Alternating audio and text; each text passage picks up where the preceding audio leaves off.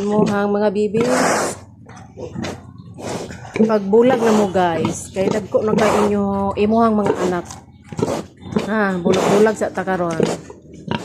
Nara sila nara sila sa maayong kamot. Nara ang mga naong. Nara sila sa maayong kamot, mga higala, ha? Ikaw diya kaon lang tag-imo ha. Okay.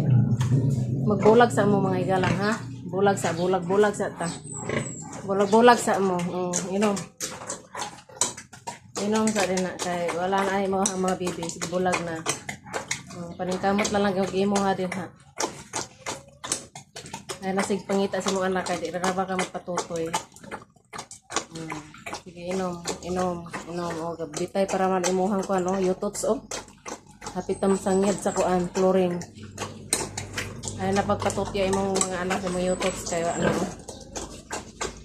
nana sila sa maayong kamot. Maara. Hoy, kumusta mga higala? Okay na ba ang life ta din ha? Ha?